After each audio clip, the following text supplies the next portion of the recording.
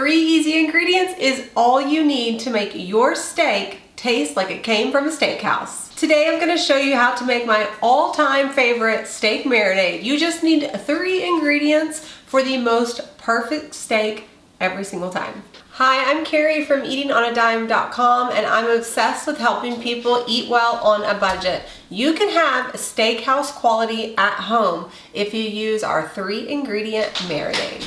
Let's get cooking. So let's get started.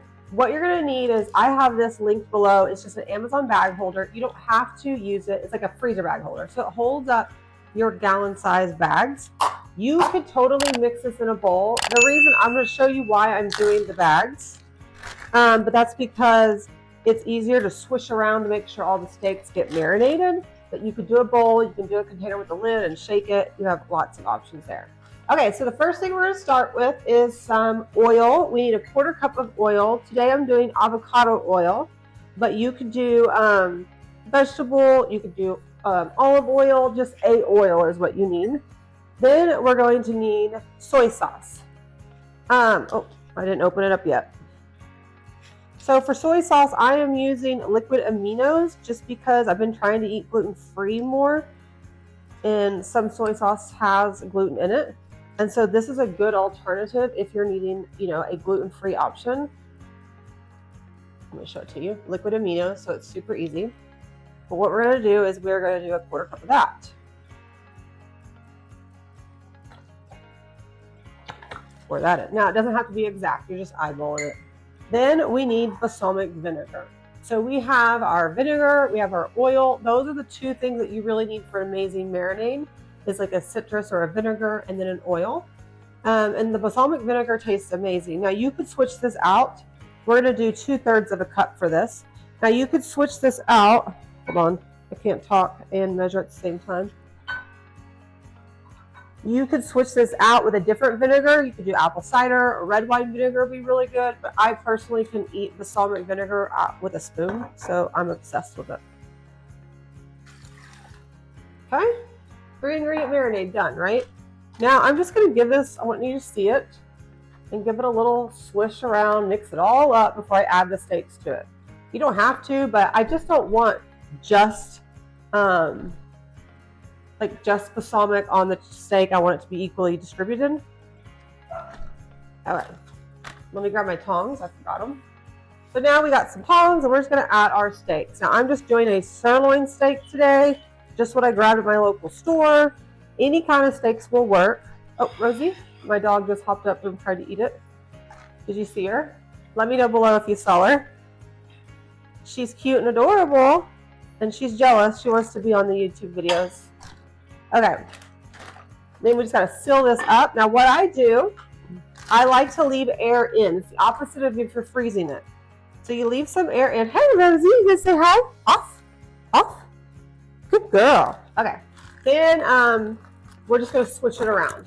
Get all that steak covered. Now the reason you leave the air in it is because it makes it easier for the marinade to mix around. Now the only thing sometimes I like to add is fresh cracked pepper, so you could throw that in there. You could add garlic if you want to. Rosie, get off, off. Good girl. Sorry, you guys know this is my life, right? But sometimes some fresh cracked pepper, you could throw in garlic, but really you don't really need to add a lot because the balsamic and the soy sauce adds a ton of flavor to your steaks. But I love fresh cracked pepper on steak, so I'll usually put some on it right before I put it on the grill. Okay, so now we're just gonna let this marinate. And so when I put it in the fridge, I just kind of take out some of the air so it'll lay flat, reseal it, and flatten it out. That way everything is getting coated in that delicious marinade. Now you have 2 options here. You can place this in your fridge until you're ready to use it. I suggest marinating overnight. If you can marinate just for like an hour, that's fine, but it'll taste even better if you marinate overnight. Another option is you can place this in the freezer. Now, if you find steaks or pork chops, because this would be delicious on pork chops, on sale, you can throw them in a bag, throw your marinade in there and freeze it. Then all you gotta do is thaw it. While the steak is thawing, it's also marinating. So we're gonna go toss this in the fridge and we'll be back when it's ready to cook. Okay, it's ready. I am ready to grill these. Now you can grill these. You can do them on the oven. You can throw them in, the stovetop. You could throw them in the oven. Either one will work. I'm gonna grill them today, but we give you all the tips and tricks on how to do that on the actual recipe. The one thing I do like to do is I like to set my steak out in the marinade and let it come to room temperature. So anywhere from 15 to 20 minutes, just let it sit on the counter, making sure your cute little Rosie pup doesn't try to eat any, and then they're ready to toss onto the grill. And that will get you the juiciest, most flavorful steaks. Now the trick when you're grilling a steak or cooking it anywhere, you want to get a nice crust on it first. So we have the flames up pretty high, and we're going to let it cook on this side and then quickly flip it when it's gotten brown. Like, see how it's already starting to look pretty over here? We want it a little bit more. And then you turn the grill down to get it to cook to whether you want it to like medium, medium rare, or done. Now we're just going to close the lid and let that cook for a few minutes, about 3 to 5 minutes. Okay, so we're ready to flip, and you can see how we're getting that beautiful color on the steak. That's what you want before you flip. And sometimes, like this one's not getting as much, so I'm gonna get it closer to the fire. Sometimes you gotta move them around to make sure they're getting the fire well, just because your grill, heats up differently in different spots. So a few more minutes, and then we're gonna check them with the meat thermometer.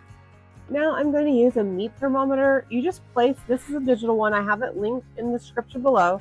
I'm just going to place it in the middle of the steak, making sure that point is in the middle, and we're going to watch this. So right now it says 114 degrees. Now if I want this to be medium rare, because it says it right on here, you need at least 130 degrees, and it'll cook a little bit when you take it off, but I take it off right at 130. If you're wanting it medium, you need 145. So what we're going to do is we're going to turn down the heat on low on the grill, and then cover it and keep checking all the steaks until they get to that temperature. So this one's almost medium or rare right here. Until you get to the temperature that you like. So this just needs just a couple more minutes. Okay, so I'm back and checking. We're running around 140 to 144, a little bit less. I'm gonna go ahead and take them off, because remember the steak is gonna continue cooking as it sits. We're back from the grill, and they look amazing and juicy. Now, I do want to recommend, sorry, you can't really see it. I do want to recommend that you let this sit on the counter for about 5 to 10 minutes. Let it rest. So while you're getting the rest of your, sides and everything else together, let them rest. Remember, if you're cooking steak, it's better to cook it a little bit under than what you prefer it. So if you prefer it medium and it wants to be that 145, maybe you take it off about 142, 143, or even 140. And let it rest, because it's easier to cook it a little bit more than you can't take away the cooking, so your steak can go from delicious to done and not very good instantly. So just a little trick for you to be able to make restaurant quality steaks at home. I'm gonna let this rest, and then we're gonna dive in. Okay, now it's the best part, time to dig in. We let it set. Beautiful. Super plump. Now these are thinner steaks, so they took, sorry if you can hear my dog drinking water really loudly. He's upset because he wants to bite a steak. Now if you have thinner steaks like this, they're not going to take very long to cook at all. If you have thicker steaks, it'll take just a little bit more. Yes, I know you want to bite. Okay, I had to calm down Toby, my old puppy, because he is begging for a bite because it smells so good. And he's right, it is delicious. So grab the full recipe. It's linked below. If you make this, or you can always go to Eating on a Dime. You can also search Eating on a Dime 3-ingredient marinade on Google, and it should pull right up for you. But friends, this is a no-brainer.